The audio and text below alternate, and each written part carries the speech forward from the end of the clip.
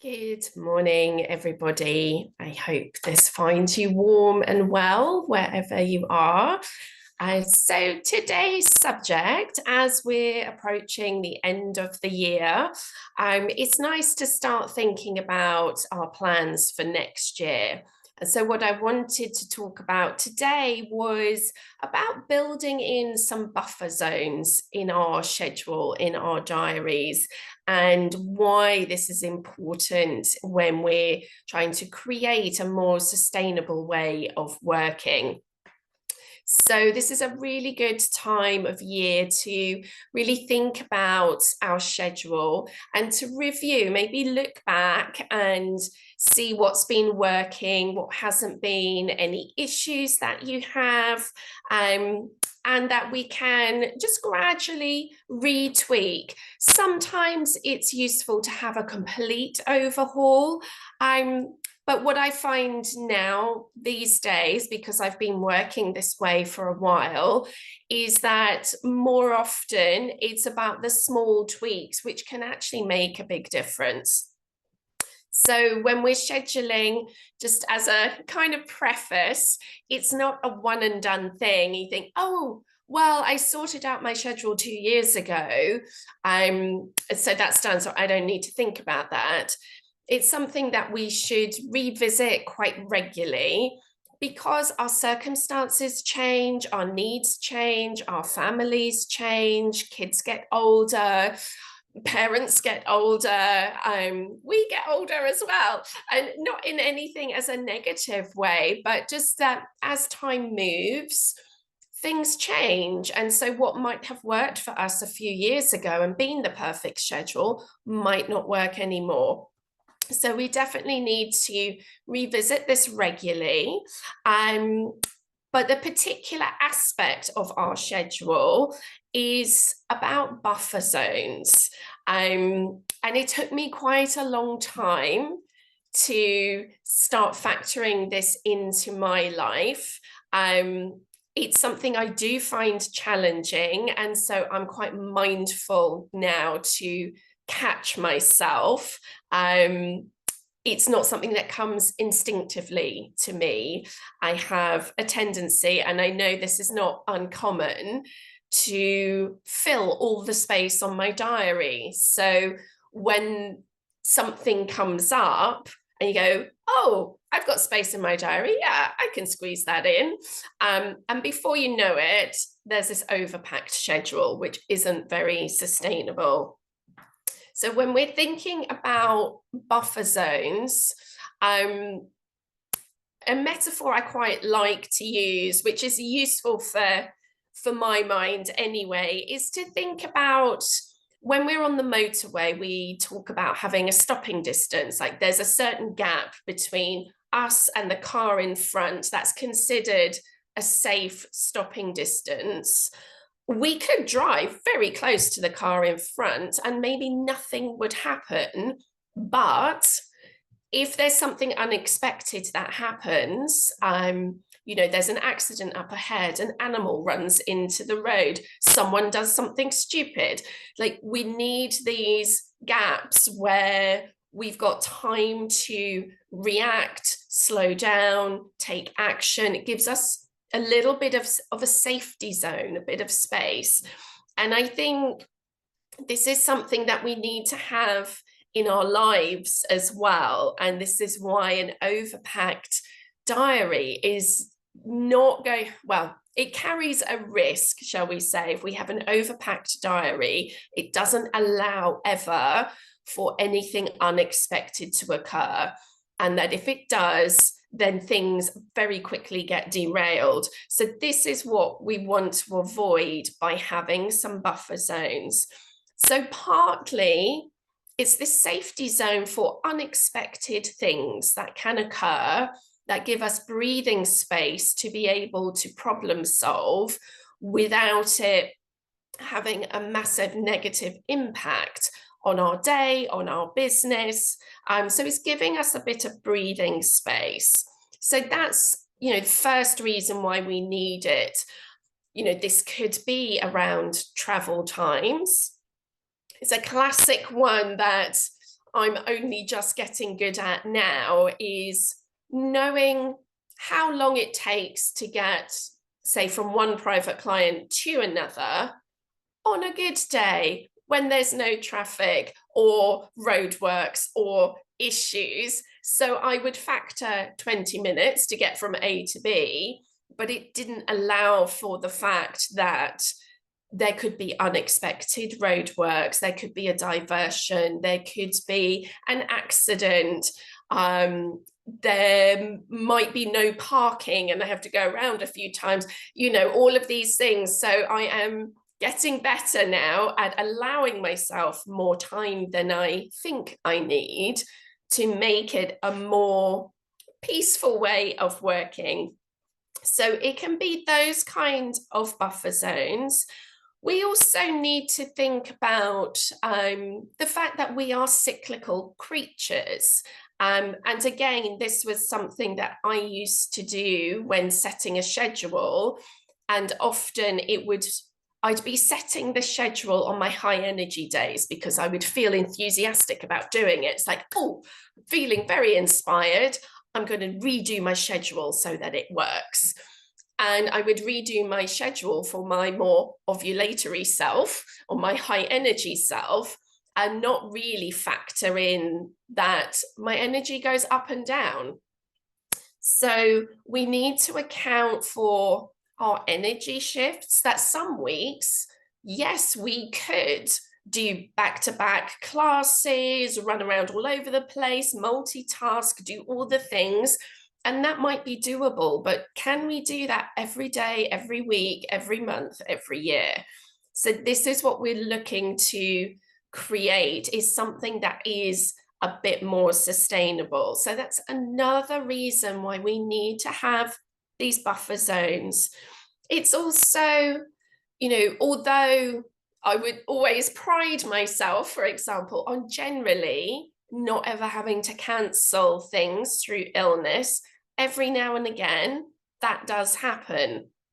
And this actually happened recently for me on my 10-week holistic teacher training course. And never in the whole time of running it have I ever cancelled a session. But I got tonsillitis and I hadn't had it for years. But I just was not in a fit state to deliver a good session. And although it was challenging for me to cancel something where I always feel very duty bound to stick to everything that I said that I was going to do, there's also a question of quality as well. And so we negotiated that we'd just move back by a week. Now, I could only do that because I had some empty space at the end of the course where I could say, look, I'm really not going to do a good job this week. Can we just move the next 2 or 3 weeks back by 1 week and we'll finish a week later? If I had a jam-packed schedule with no wiggle room, I would really have struggled to find a 3-hour block to deliver 1 week of the course, that whole module. So, sometimes these things come up that we can't plan for, but what we can do is build in these buffer zones to allow for the fact that sometimes things happen. It might be that we're ill, or it might be that a family member has an emergency and we're the person that needs to deal with it. There's all kinds of things that can happen in life. And so it's really useful to try and set up our business in a way that things don't fall apart if we're not just on the go all day, every day, like everything, like a house of cards, depending on a million things, and that we have to be high functioning all the time. It's a very stressful space to live in, and I know because I've done it enough to know that it's not helpful. And I think the important thing as well is when we don't have those buffer zones, we also don't have the space for growth and new opportunity. And so it's not just about, you know, sort of thinking about contingency plans for disasters, because that might just feel a bit of a negative way of thinking about it. We do need to have that, but also it's about the space for new things to come in, so that when an opportunity comes up that is aligned with who you are and is taking your business in the direction you want it to go, that you've got space to say yes to it. And if we have set our lives up in a way that there is no breathing space in there, it's going to be really hard to grow your business. So it's also like a really positive thing as well. So if you are a high energy person and you know you have quite a lot of capacity, and you might think, oh, you know, I'm fine multitasking, I'm high energy, I don't need tons of sleep, I never get sick, you know, I'm good with a full schedule. It's still important to have these buffer zones, because I think we also need headspace for just feeling into what our goals are, for problem solving, for inspiration, for really connecting in. So we need a bit of space for that. And we also need the space for being able to say yes to things. So if you have, like, for example, over the summer, I was contacted by a charity who were interested in having me run a course for them. And the head of the charity was passing through London, and there were only a few days. And she said, I'd really love to meet up for a coffee with you and discuss how we might work together. If my schedule was, again, really jam-packed back to back, I wouldn't have been able to have that meeting.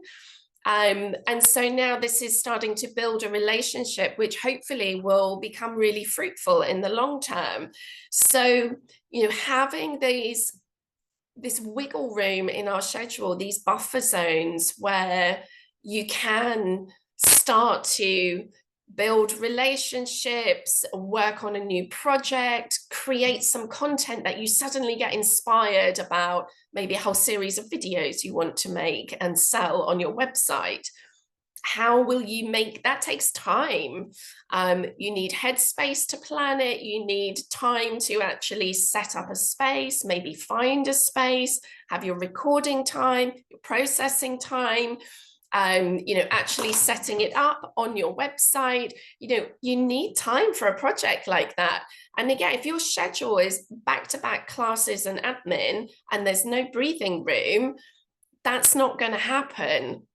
So although it can feel counterproductive and is something that I, you know, sort of have an internal tension around empty space in my diary, you know, there can be this feeling that you need to be productive all the time, or need to be doing something positive to keep, you know, developing your business or attracting new students in, or doing something useful. And it's that kind of thinking and belief that can lead us to feeling like we have to pack our schedule the whole time.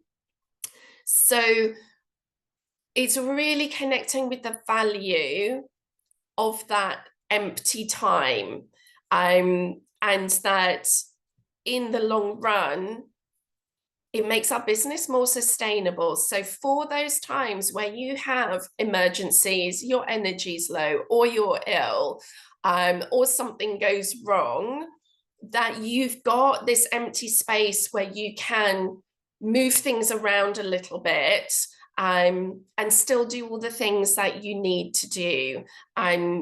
It also is going to give you that space for inspiration and growth and new projects. Again, be a little bit mindful of when we do say yes to a new project, that we're not jam-packing our schedule again. So be careful about how you might plan that. And it might be that something else might need to be let go of or put on hold for a while. Because really what we do is potentially set ourselves up for failure when we don't have these buffer zones in our schedule, and things become unsustainable. And if everything's packed back to back, you very quickly can get behind. So if we underestimate how long something's going to take, you think, oh, I can get that done in half an hour, but it takes you an hour, for example. When we underestimate how much energy that we have, when we haven't given ourselves the space for rest, for nourishment, for all the other things that we need, we very quickly can get behind schedule because there's been no breathing space in there. Some days, and I'm in the middle of perimenopause, so I never know how much energy I'm going to have or where my cycle is. It's very unpredictable at the moment. So right now, I need to have a bit more of a minimal schedule because I know that generally my energy is a lot lower than it was, say, 10, 15 years ago. So, I can't be doing 12-hour days every day like I used to. So I've been shifting my schedule for that so that it is sustainable, that I'm not setting myself up for something that's impossible to achieve consistently. Every now and then, if for one-off things, and maybe for big projects, we can pull it out and do like a big amount of work with time and energy. But then we need to build in the recovery time afterwards. And often this is what I wouldn't do, for example, be like, oh, well, I finished that then. So then it will take me, within an hour, I can move on to doing something else. And so now I'm much more understanding of my own need to have that little bit of recovery time after something like a big project, where just book in a day or two off of not doing very much, because it gives the time to process, to digest, to reflect, to assess, to get your energy back, give your brain a rest. And so that it's in this empty time that we can restore and also find inspiration, that kind of daydreaming that we might have done as a kid or a teenager when we had fewer responsibilities and would just maybe have that empty time and maybe even feel bored. But that's often where we can get inspiration and insight of like, oh, this is what I want to do. Or it could be, this is the answer to this issue that I've been dealing with. If we're always rushing from one task to another, one job to another, without any buffer zones, it's just going to lead to exhaustion and a kind of staleness, because there isn't that space to reflect and get inspired. It can just lead to this sort of treadmill feeling. So yeah, just be really mindful, unconscious of having an overpacked schedule. You need to have some empty time. And this applies to non-work as well. So that you don't have every weekend, for example, completely full of activities, socializing, visiting people. We need days of rest. All the major world religions, as far as I know, have a day of rest every week. It's been understood for millennia that we need it. We need a day a week of doing nothing. So see how much of that we can build in. We need to have some evenings where, again, there's nothing scheduled. And as teachers, we're often working in the evening. So really, we want to give ourselves a morning or an afternoon off in lieu. still thinking of, an average working week, people do 9 to 5-ish, and their evenings and weekends are free. We might be working evenings and weekends. So we then need to have something in lieu that's just kind of empty free time. That if we feel inspired, we might want to do something social, but it could also be just to have a bit of a pajama day or a bit of doing nothing. So I guess lastly is some more practical tips about how we build in these buffer zones. And to remember that this is something different from having scheduled admin time. So I've done a whole other episode on that and how we can start to do that and the importance of that. But again, it's very easy then to schedule all our admin jobs back to back, and then we've got like our client facing work where we're actually delivering classes, and again that can be all jam-packed with no empty space for visioning, inspiration, for rest, for other things. So that was definitely a mistake that I made initially, was saying, oh, well, Monday's my admin day. But that would be really packed.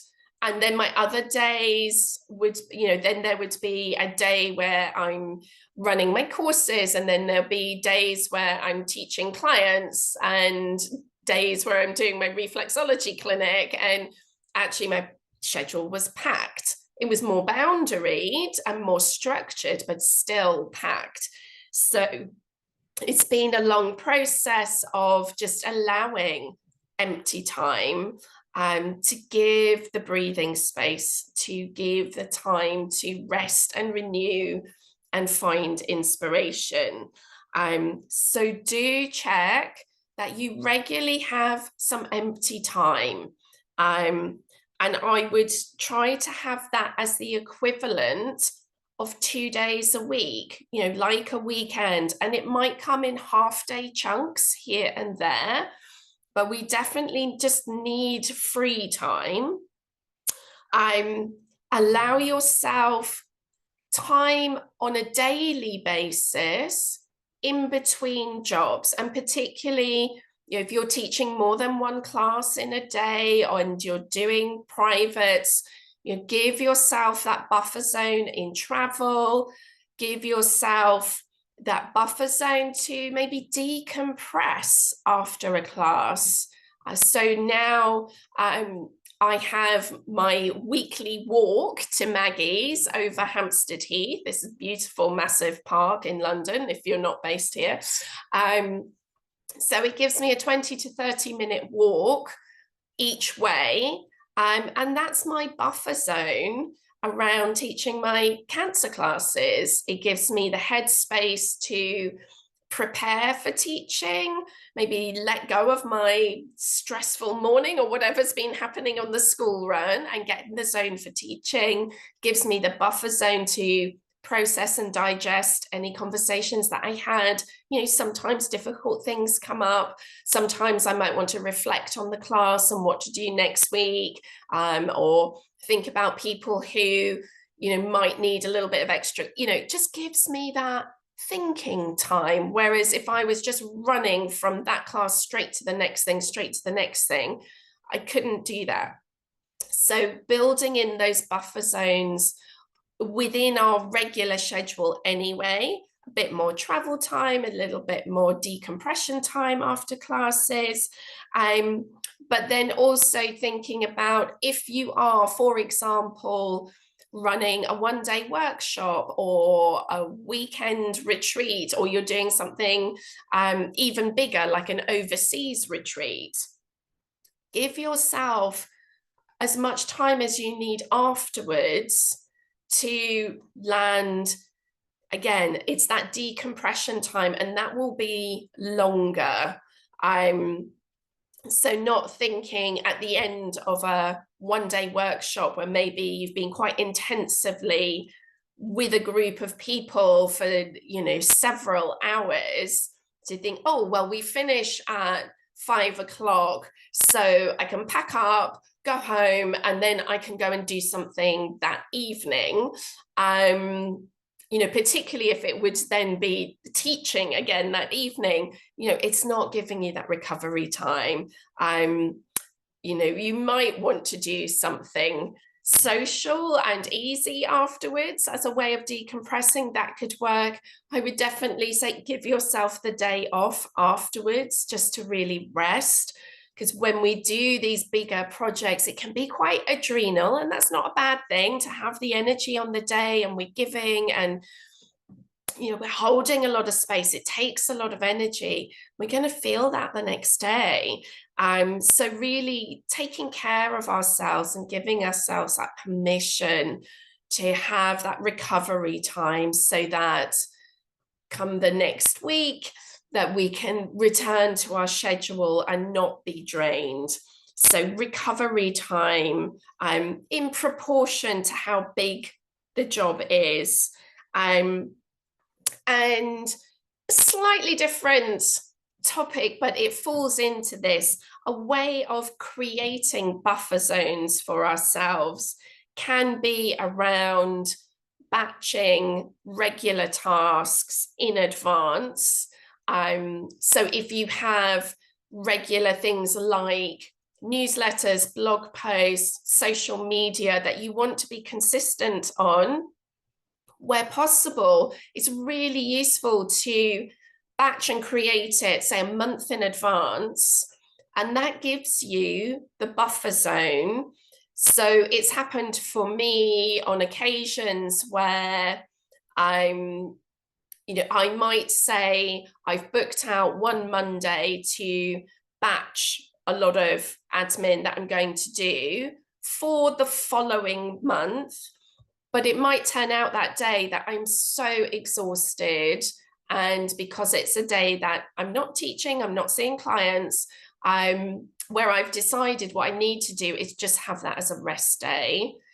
And then the following Monday will be my day to batch. And I'm not behind schedule because it's for the following month anyway. So it does give us a little bit of wriggle room. Equally, if I have a, you know, my batch day is a really good day and I'm really productive, it's then giving me space in the month to come to take that rest time if I need it, because I know I've already batched and scheduled some social media posts and a newsletter. Those things will happen anyway. And so if I'm needing the rest, I can take it. And again, it's having some of this empty time that equally, if I didn't need the rest, but there was an opportunity for something, then I could say yes to that thing. Go, yeah, actually, I'm free because I've batched my stuff ahead. And yeah, I can, you know, meet you in town somewhere to talk about, you know, a new projects that we might work on. So it's giving ourselves this space. So giving yourself recovery time in between jobs, enough travel time, making sure you have the equivalent of at least 2 days off a week. It might not be whole days, but giving yourself that time that is not scheduled for jobs, whether that's admin or actual teaching, we need that recovery time. And then batching content ahead where you can. So you can get a whole month's worth of stuff done in a day, and then it's done, and then you can rest and relax the rest of the time. And just remembering, because I know this can be, you know, something that can make people feel a little bit twitchy around, but there's empty space and I should be doing something productive. And if people want to book with me, why would I turn down paid work? But there is this thing about making it sustainable, that we have the space to rest and recover. So we restore ourselves. We need to keep refilling our pots so that, we can give from our overflow and not run ourselves into a state of depletion. And also, this empty time is where you can get so much inspiration, clarity of vision.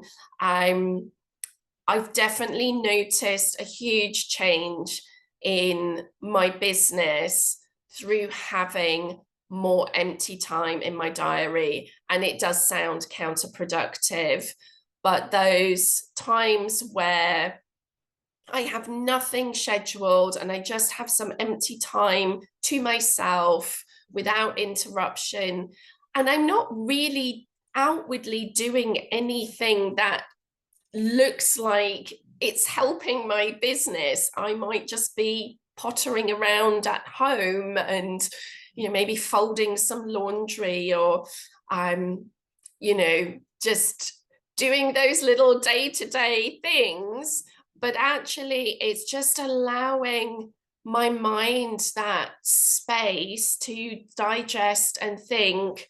Having thinking time that's unstructured is really important. And from that, I've been able to get more clarity about how I want to develop my business, what direction to go in, what feels like a big yes and inspirational to me. It's given me ideas for, I might be mentally writing a blog post while I'm just having a nice walk in the park, because an idea will come up in this unstructured time, and then I can mull it over. So when I come to sit down and write, it's already there and it's quick. So we need this time, we need headspace, and we need rest. So making sure that we have that in our schedule. So I hope that's given you some food for thought, and that you can give yourself permission to have those spaces in your diary which have nothing in them, because often that's where we find the gold. So giving ourselves permission to have that empty space. And as a final thought, I do know what it can be like as someone who's self-employed, and maybe when you're in a family situation and other people are not observing the value of your empty space. And there is sometimes that pressure of, oh, well, if you're not busy, if you're not doing anything, can you just do this? Can you just do that? It can take time and strength to guard that time. But I would really recommend that you try and hold some boundaries around that, and you can frame it in whatever way is useful and understandable to the people around you. But we need that little bit of empty time, that thinking space. So whether you take yourself into a room and say, actually, I'm doing a meditation practice. You don't have to actually meditate, but if that's something that's understandable to people around you and that they recognize as something useful and a reason to leave you alone, then we use what we can. Or maybe this is where we go for a walk, or maybe we can schedule some of that empty time when other people aren't around. So that might be a factor if you're in a busy house with people wanting things from you all the time. Look for ways where you can get a little bit of time alone that can be a little bit empty, that you can either rest or give yourself that thinking space, or do a bit of both. So if any of that resonates with you, then Do comment below. I always love to hear from people about what's been useful, what feels true for you, whether it's inspired you to take any action or tweak anything. It's always great to hear from you. And with that, I'll wish you well for the rest of the week, and I'll see you next time. Take care.